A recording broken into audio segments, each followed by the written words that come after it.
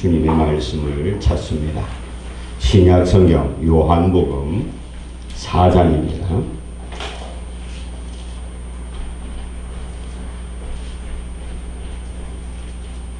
신약 성경 요한복음 4장 13절로부터 26절입니다.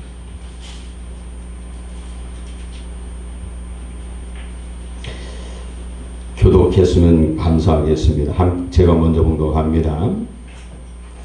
예수께서 대답하여 이르시되 이 물을 마시는 자마다 다시 목마르려니와 내가 주는 물을 마시는 자는 영원히 목마르지 아니하니 내가 주는 물은 그 속에서 영생하도록 솟아나는 생물이 되리라. 여자가 이르되 주여 그런 물을 내게 주사 목마르지 않고 또 여기 물 기르러 오지도 않게 하옵소서. 이르시되 가서 내 남편을 불러오라. 여자가 대답하여 이르되 나는 남편이 없나이다. 예수께서 이르시되 내가 남편이 없다 하는 말이 옳도다. 너의 남편 가서 씻었고 지금 있는 자도 내 남편이 아니니 내 말이 참되도다. 여자가 이르되 주여 내가 보니 선지자로소이다.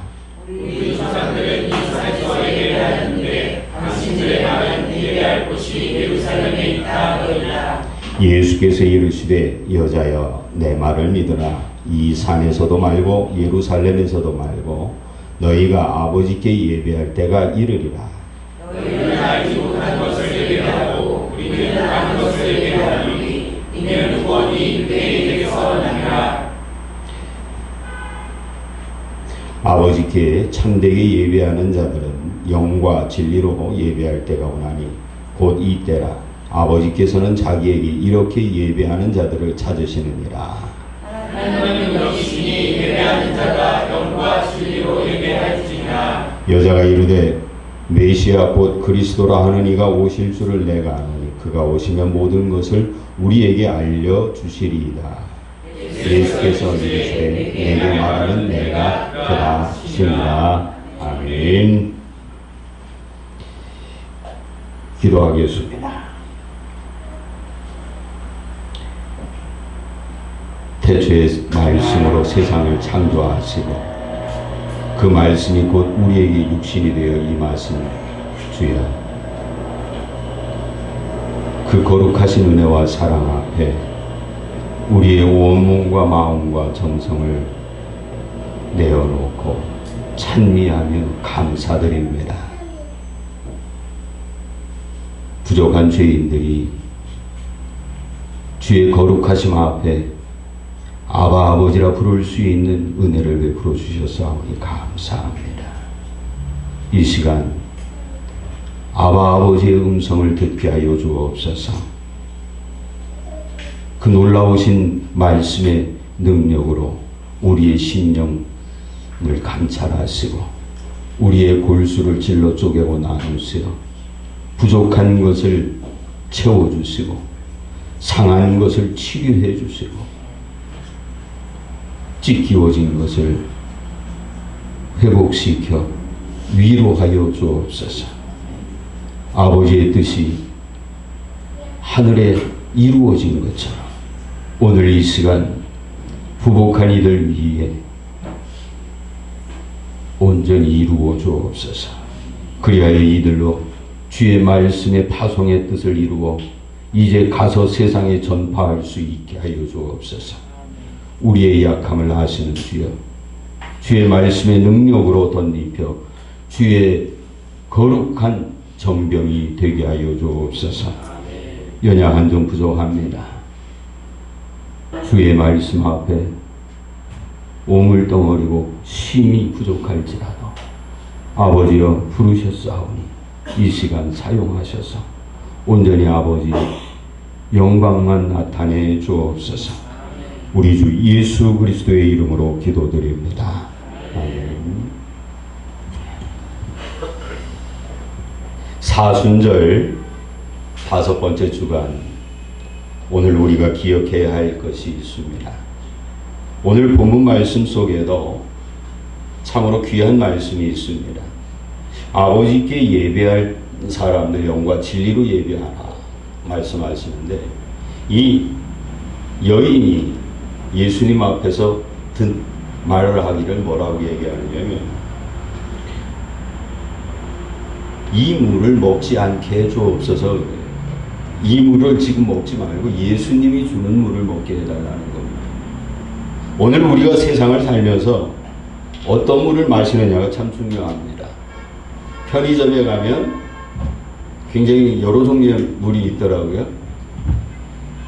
저는 그 중에서 제일 싼 700원짜리 제주 삼다수를 마십니다.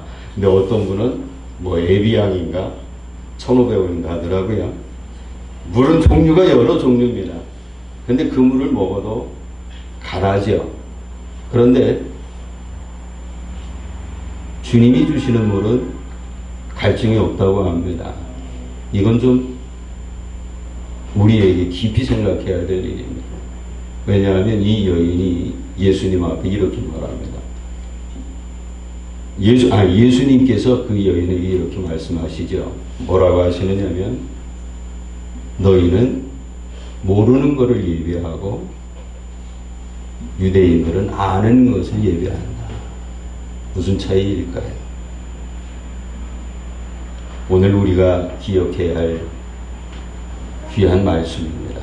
우리는 무엇을 알고 있고 어떻게 예배를 드리고 어떻게 예수님이 주시는 생수를 마시는가. 사실 오늘 이 요한복음 4장에 수가성 여인이 야곱의 우물이 있는 땅에 대해서 먼저 살펴봐야 합니다. 이 야곱의 우물이 있는 세겜 땅은요, 아브라함이 하란을 떠나서 첫 번째 하나님의 이름을 부르고 제단을 쌓았던 곳입니다. 창세기서 12장 6절에서 8절 사이에 그 제단이 나옵니다. 그리고 야곱이 집을 떠나서 에서를 피해 도망갔다가 이제 다시 고향으로 돌아오는, 그래서 그 가나안 입구에서, 가나안 땅의 그 모든 입구에서 주님 앞에 돌아와서 첫 번째 보고를 드리고 제단을 쌓았던 그 동네가 이 세겜 땅 지역이에요. 거기에 야곱의 우물이 있는 거예요. 그리고 창세기서 마지막 장에 50장에 보면 요셉의 뼈가 묻었던 베델 근처의 그 땅이에요. 여호수아가 이스라엘 백성들에게 하나님 앞에 맹세시키죠. 이제 여호수아가 임종을 앞두고 오직 나와 내 집은 여호와만 섬길 거다.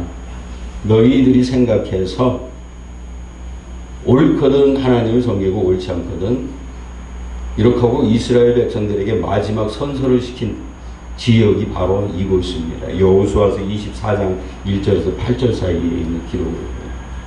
그리고 그러한 역사와 전통이 있는 땅에 이게 이제 중간에 그 이스라엘이 분리되고 남유다 남쪽에 이스라엘 땅이 있고 북쪽에 유다 땅이라고 이렇게 성경은 표현하죠. 그들이 분리됐을 때 남쪽의 이스라엘 땅에 이방인들의 수도, 이방인들이 아니고 이스라엘의 분리된 자들의 수도가 바로 이 세겜 땅 야곱의 우물 근처에 있었습니다. 거기서 이제 조금 멀리 떨어져 있지만 그 지역에 지금 예수님이 지나가시면서 한 여인을 만나면서 내 생수다 그러면서 이 말씀 속에 너희들이 그렇게 자랑하는 아브라함, 야곱, 너희들이 사랑하고 전통으로 생각했던 그 귀한 땅에 그 전통을 자랑하는 이 여인을 통해서 너희들이 얻은 게 뭐냐는 겁니다. 이 여인은 주님과 대화하면서 1절에서 12절까지의 내용을 보면 그런 내용들입니다. 이 물을 안 떠가게 해달라는 거죠. 이 전통을 나는 계속 지키고 싶어 하는 거예요. 그래서 이들이 내 전통에 의하면, 내가 알았던 것에 의하면 우리는 이 산에서 예배드리면 하나님 만난다는 거죠. 하나님이 받으신다고. 그런데 예수님은 그렇게 말씀하지 않으셨어요. 그 전통이 아니라 주님이 주는, 내가 주는 물을 마셔야 된다, 이렇게 말합니다. 오늘 저와 여러분들은 어떤 물을 마시고 오셨습니까? 예수님이 주시는 생수를 마셨을 줄로 믿습니다. 그랬기에 오늘 여기 이렇게 남겨진 자가 된 줄로 믿습니다. 많은 이들이 물을 찾아 헤매고 다닙니다. 오늘 이 세대는 시편의 기자가 고백한 것처럼 젊은 사자가 거할 곳을 찾아 유리 방황하다가 찾은 곳이 하나님 안식처 한 곳이에요. 성소를 찾아서 온 거예요. 세상에 아무리 많아도 생수가 흐르는 곳은 주님의 전밖에 없는 줄로 믿습니다. 그런데 주님의 생수가 이렇게 흘러 넘치는 그 모든 주의 제단들 속에서 오늘 우리가 기억해야 할 게 있습니다. 드려지는 예배를 통해서 주어지는 하나님의 생수를 우리가 어떻게 마실 것인가 하는 거예요. 전에도 한번 제가 말씀드렸습니다. 이 예배를 드림으로, 제사를 드림으로 인해서 가인과 아벨 사건이 일어납니다. 잘못되어진 거죠. 하나님으로부터의 위로와 흥양하신 그 은혜를 마시지 못하고 갈증을 느끼니까 가인 속에 뭐가 생겨요? 질투가 생기고 미움이 생기고 결국은 형제를 사망에 이르게 합니다. 왜요? 예배가 잘못되고 제사가 잘못된 게 아닙니다. 드려지는 자가 주님이 주시는 은혜의 생수를 맛보지 못했기 때문에 그 속에 자신 속에 있는 다른 샘물을 마셔버린 겁니다. 세상에 물은 많습니다. 온갖 지역에 말이 넘칩니다. 그런데 생수는 오직 주님의 전에서 흐르는 것입니다. 오늘 그 생수를 마실 수 있길 주님의 이름으로 축원을 드립니다. 마태복음 9장 18절과 22절 그리고 누가복음 8장 41에서 48절 사이에 보면 혈루병을 앓는 여인이 있습니다. 누가복음은 좀 더 자세하게 예수님이 야이로의 집으로 가다가 혈루병 앓는 여인을 만납니다. 그 여인을 만날 때 예수님 주변에 많은 사람들이 군집해 있습니다. 마태복음은 이 여인이 예수님 옷깃을 만졌다. 누가복음도 만졌다. 똑같이 이야기를 하는데 누가복음은 좀 더 자세하게 표현을 했습니다. 예수님이 묻습니다. 누가 내 옷을 만졌느냐. 그때 마태복음에는 그게 중요한 게 아니니까 라고 생각을 합니다. 유대인들에게는. 근데 예수님은 그것이 중요했습니다. 그래서 베드로가 이렇게 설명합니다.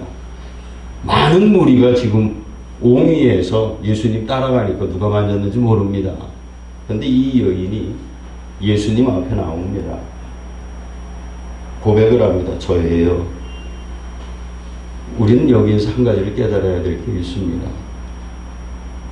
자, 베드로가 이미 쉴드를 쳤어요. 누가 만졌는지 모릅니다. 그러니 이 여인은 모르는 척해도 돼요. 왜? 이미 나를 위해서 대신 베드로가 쉴드를 쳐서 많은 사람이 만졌는데 누군지 알 게 뭐예요? 옆에 이 여인만 있었겠어요? 다른 사람도 있었고 어린아이도 있었을 테고. 근데 이 여인은 주님 앞에 나와서 접니다. 그때 주님이 하신 말씀이 있습니다. 많은 병자들 속에는 하셨던 말씀과 같죠. 이제 내가 구원을 받았으니 평안히 가라. 이 주님의 말씀, 이 주님의 생수를 마시는 저와 여러분 되시기 바랍니다. 이 여인이 예수님 앞에 나올 때 어떤 마음이었을까요? 첫째는 예수님이 말씀하셨을 때 양심이 찔렸습니다. 왜? 나는 부정한 여인이에요. 레위기서의 기록에 보면 피를 흘리는 자, 혈루병을 앓는 사람이 정한 자를 만지면 그는 부정해지는 거예요. 그 부정해진다는 말은 무슨 말이냐면 예수님이 예루살렘 성에 들어가면 안 되는 거예요. 우리가 선한 사마리아 사람의 그 비유 속에 레위와 제사장들이 왜 피해서 갔느냐면 그들이 나쁜 게 아니에요. 그 사람들은 예루살렘에 들어가 제사를 드려야 되니까 지금 강도당에서 피 흘린 사람을 만질 수가 없는 거예요.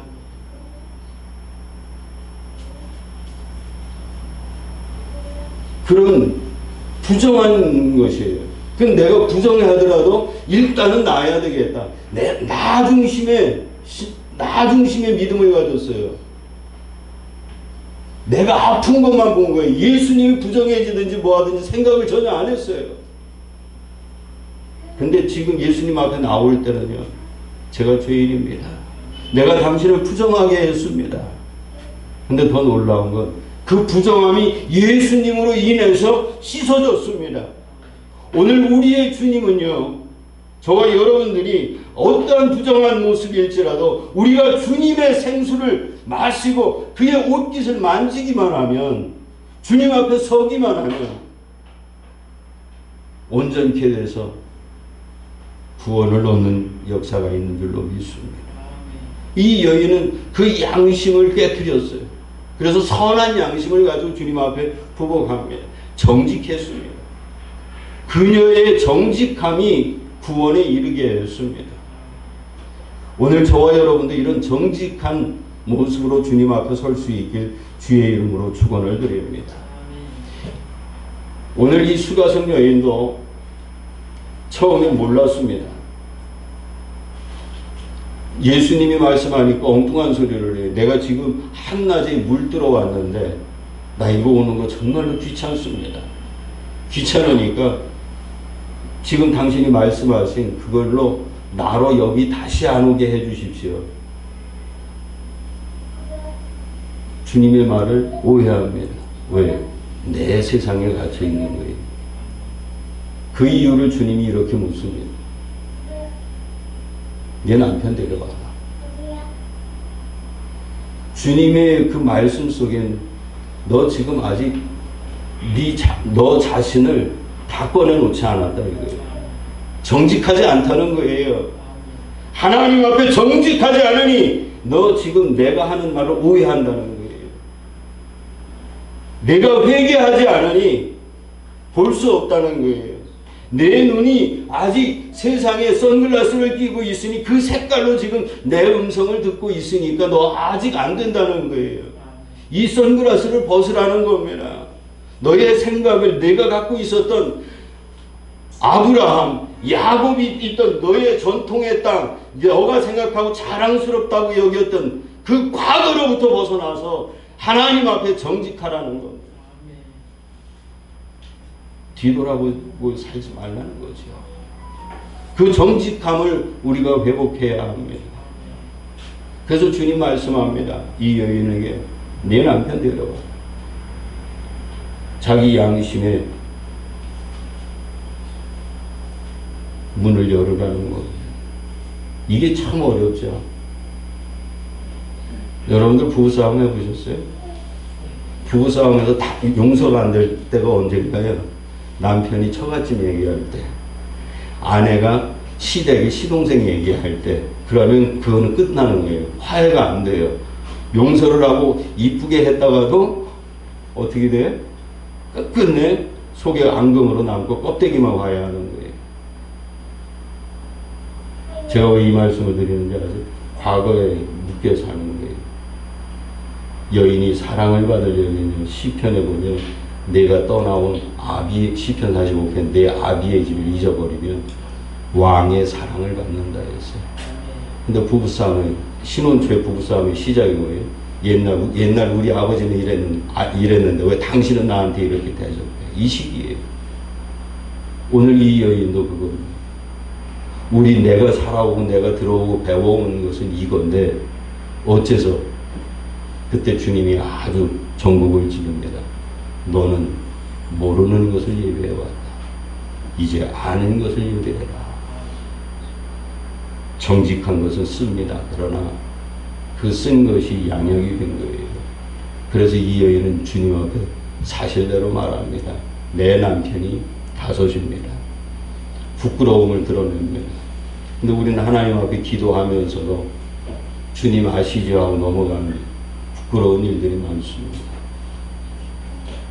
로마서 10장에 마음으로 믿어 의에 이르고 입으로 시인해서 구원에 이른다고 했습니다. 주님 앞에 우리의 것을 정직하게 고백할 수 있길 주의 이름으로 축원을 드립니다. 그래서 남편을 데려오라 하니까 이제 이 여인이 말합니다. 내가 있는 남편은 진짜가 아닙니다. 5였는데 예전에 하나 둘 세 번째까지 남편이라고 했나 봐요. 근데 지금 사는 사람은 남편이 아니고 같이 사는 말합니다. 그러면서 주님이 그 속을 이렇게 하나씩 지적을 하니까 이 여인이 이제 깨달아갑니다. 주님 당신은 선지자입니다. 아직도 주님을 다 모르는 거예요. 오늘 저와 여러분들이 하나님을 어떻게 완전하게 알을 수 있어요? 예수님을 어떻게 완전히 알을 수 있어요? 그것은 예배를 통해서 알 수 있다고 합니다. 그래서 그 순서가 마지막에 주님이 예배에 대해서 까지 말하게 만드셨어요. 여인 보고 지금 너의 삶을 보고 그걸 가지고 그때까지도 예수님을 이만큼 알 수 있어요. 선지자라고. 그런데 그 다음에 주님이 말씀합니다. 이 여인에게 예배드릴 때가 올 거다. 예배드릴 때가 올 거다. 예배를 통해서 하나님의 생수를 마실 수 있게 하신다. 오늘 우리가 기억해야 할 것이 있습니다. 이 여인의 실수는 과거 속에 머물러 있었습니다. 예수님과 대화하면서도 그 대화를 자신의 생각으로 해석을 했습니다. 그리고 이 여인은 마지막까지 예수님께 꺼내놓지 못했었습니다. 그런데 예수님은 이런 이 여인을 받아주십니다.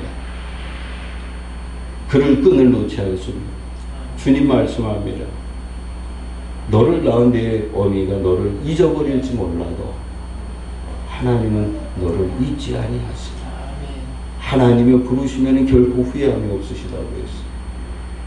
오늘 우리를 부르신 하나님은 여러분을 잊지 않으십니다. 여러분을 택하신 우리 주님은 여러분을 그 어떤 것으로도 끊어내지 않으실 줄로 믿습니다. 우리 한번 앞뒤 엎고 서로 축복합시다. 사랑합시다. 이게 왜 그러냐면 예수님이 이 남편 5인 여자를 사랑하신 거예요. 왜? 주님과 대화하면서 이 여인이 자기의 창피한 것, 주님이 그렇게 물어서 당신이 무슨 상관이기에? 라고 말할 수 있습니다. 그런데 주님께 끝까지 붙어서 알고 싶어서 어린아이처럼 매달립니다. 오늘 저와 여러분이 주님 앞에 끝까지 묻고 매달리는 여러분 되시기 바랍니다. 내 양심이 찔리지 않아요? 저도 성경을 읽을 때 가끔 그럴 때가 있어요. 이게 양심이 찔리면 그 성경을 이렇게 건너갈 때가 있습니다. 정말이에요. 아침에 큐티라고 말씀을 매일 이렇게 묵상하고 이제 제 동기나 이제 다른 분들하고 말씀을 이렇게 보냅니다. 저는 다른 사람들처럼 밑에 제 큐티를 쓰진 않아요. 왜냐하면 성경 귀절만으로 주님과 대화하라고 그렇게 이제 성경 귀절만 이렇게 보내드릴 때가 있어요. 그러다가 어느 날 이렇게 말씀을 딱 보다 보면 제 양심이 너무 두들겨지는 게 많아요. 여호와의 성산 하나님의 제단에 설자가 누구냐 마음이 정직하고 그 손에 피 흘리지 아니하고 두 마음을 품지 않은 애들은 믿음 없는 제가 설 때가 있어요. 지방의 시골교회 정말 전도사님들이 안 계신 목사님들이 안 계신 교회 불러서 예배드리면서 제 마음 한켠에는 또 다른 생각이 있을 때가 있어요. 이렇게 두 마음을 품고 제단에 선 제가 어떤 모습이겠습니까? 그냥 말씀을 보다가 그 성경 시편이 나오거나 또 그 말씀이 나오면 건너뛰고 다른 데 줄을 막 끄고 제 나름대로 글을 씁니다. 그런데요, 이 여인은 그 양심의 찔림을 그대로 주님 앞에 내놓습니다. 하나님 앞에 부끄러움이 어디 있습니까? 다 알고 계시는데 내어놓을 수 있기를 바랍니다.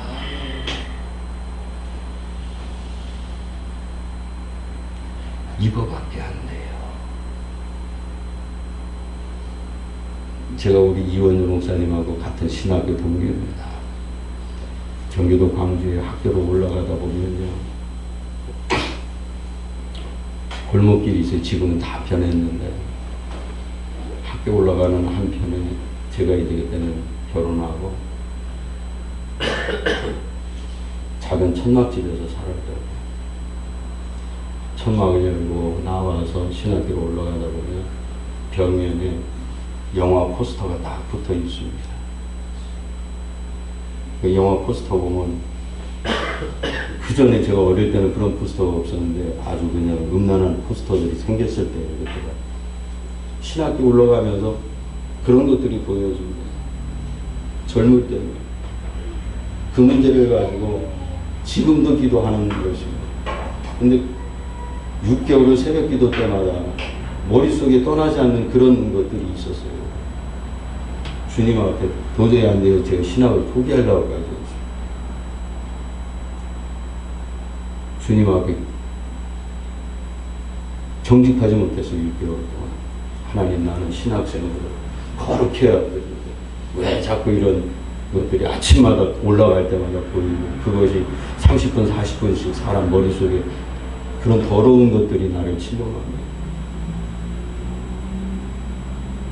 마지막에 제 자신을 못 이겨서 주님 앞에 며칠을 금식하다가 무릎 꿇고 그랬어요. 하나님, 나 이거밖에 안 돼. 나 못하겠어. 그때 주님이 들려주신 말씀이죠. 그래, 너 그거밖에 안 돼. 이제 인정하니? 이제 인정하니? 저는 제가 의로워서 신학생인 줄 알았죠. 저희 외할머니, 저희 할아버지, 저희 친가는 충청도 100년의 신앙의 역사를 가져서 제 선대의 순교자님이십니다. 제가 그래서 선택받은 줄 알았어요. 그게 아니었어요. 주님 앞에 나 이거밖에 안 돼요 하고 정직하니 그제서 좀 자유로움을 주시더라고요. 사랑하는 여러분도 주님 앞에 나 이거밖에 안 돼요. 나 이거밖에 안 돼요. 난 이렇게 흠결이 있고 이런 흠결이 있어. 고백할 수 있게 권면합니다. 사랑하는 여러분, 저는 참 좋은 선배님들을 많이 뵙습니다. 지금은 작고하신 한경진 목사님이 예전에 TV에 나오셔서 어느 지구전 여자 대학생이 질문을 했습니다. 왜 예배당에 젊은 청년들 짧은 치마 못 입고 가게 하시는지, 목사님 그런 거 보시면 목사님은 목사님이시니까 괜찮지 않느냐고. 주일 아침 녹화 방송이었습니다. 그때 한경진 목사님이 이렇게 말씀하셨습니다. 내 나이 그때 60이 훌쩍 넘었어도 나도 아직 남자입니다. 그러시면서 설명을 하셨어요. 근데 그 설명을 듣고요, 예수를 안 믿던 저희 장인이 예수님을 믿었습니다. 저희 상에는 주일날 교회 가시는 분이 아니었어요. 근데 주일 아침에 TV 아침마당인가 뭔가를 보셨습니다. 보시고, 야, 목사는 저러는가 보다. 저 사람 진짜다. 이러시고 그때부터 교회를 다니기 시작을 하셔서 지금 이제 은퇴하신 걸로 양을 계셔서 여러분의 정직함이 다른 사람을 구원합니다. 여러분의 그 정직함이 하나님의 생수를 마시게 하고 구원에 이르는 길을 열어놓습니다. 오늘 이 여인이 자신의 부끄러움을 예수님 앞에 그대로 내놓았습니다.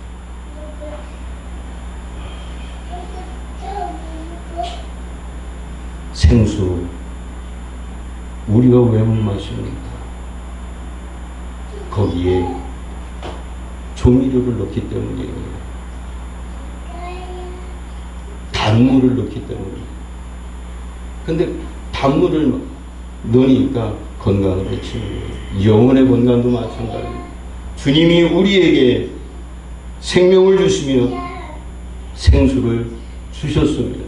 그런데 그 생수 이외에 내 생각이라고 하는, 내 경험이라고 하는, 내 양심에 부끄러운 것들을 그 속에 집어넣다 보니까 이것이 주스로 변해버리는 거예요. 이것이 세상의 물로 변하는 거예요. 그러니 생수를 못 마시죠. 꺼내놓으십시오. 다시 팔팔 끓여서 생수를 만들어야 되는 거예요. 그래서 우리 속에 주님이 고난과 그 아픔을 통해서 우리를 다시 정결하게 하시는 것입니다. 사랑하는 여러분이요, 오늘 저와 여러분들이 주님이 주시는 생수를 마실 수 있길 바랍니다. 그것은 정직함입니다. 그래서 시편 기자는 우리에게 이렇게 가르쳐 주십니다. 정직한 사람은 하나님의 얼굴을 볼 수 있다라고 시편 11편 7절에 우리에게 가르쳐 주시고요. 이 정직한 사람의 기도를 그가 드리는 예배를 받으신다고 잠언 15장 8절에 악인의 제사는 미워하셔도 정직한 자의 기도는 들어주신다고 하셨습니다. 사랑하는 여러분, 시편 64편 10절의 기록에는 이런 기록도 있습니다. 마음이 정직한 자는 다 자랑한다.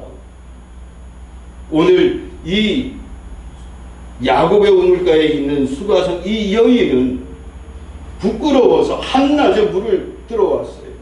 남들은 그늘이 있고 시원한 바람이 오는 새벽과 아침에 자기네들과 동료들과 함께 웃으면서 즐겁게 나올 수 있었던 그 시간에 참여하지 못했습니다. 왜? 부끄러워서. 남편이 나서시기에 동네 사람 앞에 자랑할 수가 없었어요. 내 인생이 너무 처절해서. 하나님 앞에 내가 지금까지 드리면서 예배드리고 이 여인이 알고 있었던 것처럼 그 제사를 드렸던 그 모든 행위가 거짓된 것 같이 내 삶이 너무 곤고해서 내 친구들과 함께 자랐던 동네 여인들과 함께 우물가에서 희희낙낙하며 물을 뜰 수가 없었습니다. 그랬더니 오늘 이 누가복음 26절 뒤로 보면 뭐라 그래요? 큰 거리 사방에 사마리아성 그 사거리에 나가서 자랑합니다. 내가 메시아를 만났다. 내가 주님으로부터 생수를 마셨다고 자랑합니다. 그녀에겐 이제 더 이상 과거에 부끄러움이 없습니다. 우린 사람 앞에 너무 부끄러워했어요. 왜? 내가 예수를 믿는다면 이런 복을 받아야 되고, 내가 예수를 믿는다면 이런 응답이 있었어야 되고, 그래서 그걸 자랑하고 싶어서 보니까 나는 아무것도 받은 게 없는 거예요. 왜? 내가 생수를 마시지 못해봤으니. 생수를 마신 이 여인은 뛰쳐나갑니다. 자기의 과거를 주님 앞에 다 털어놓으니까 이제 자유로워졌어요. 주님 앞에 내 양심의 모든 것을 내려놓고 선한 양심을 회복하고 나니까 이제 과거가 아니라 내일을 위해서 살게 되는 겁니다. 오늘 저와 여러분들이 주님 앞에 정직함으로 기도의 응답도 받고 주님 앞에 정직함을 얻어 우리가 자랑하며 살 수 있길 주의 이름으로 축원을 드립니다. 자랑하는 신앙생활이 되시길 바랍니다. 부끄러움이 없길 바랍니다. 왜? 주님이 이미 날 용서했는데 사람이 날 어찌하느냐. 한 가지만 여쭤보겠습니다. 여러분들 화장하시지요? 우리 장로님, 화장 누구를 위해서 합니까? 누구를 위해서 해요? 네? 나요? 타인이요? 반반입니까? 우리 주님 앞에 맨 얼굴이 되십시다. 분장하지 맙시다. 우리 주님 앞에 정직하십시다. 정직한 자가 주님의 발 앞에 거한다고 시편 64편 10절을 우리에게 가르쳐주셨습니다. 오늘 이 여인을 향해 주님 말씀합니다. 너희는 알지 못하는 것을 예배하고 우리는 아는 것을 예배하노니 이는 구원이 유대인에게 납니다. 하나님 말씀이 그들 속에 있기 때문입니다.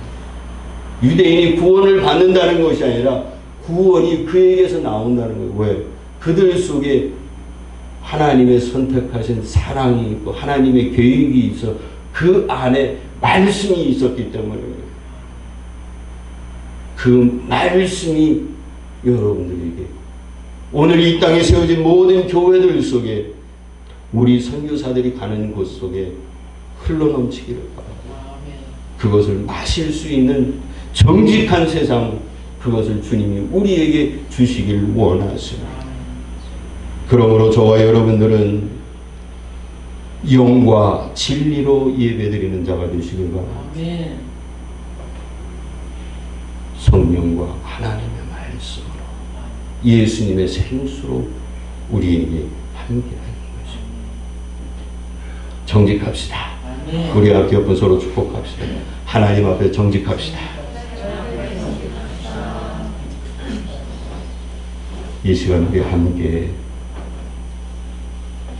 우리의 마음과 모든 것들을 내려놓습니다. 여러분 앞에 말씀을 전하는 목사인 저도 때로는 제 양심을 지킬 때가 있습니다. 때로는이 아니라 항상 거리를 걸을 때마다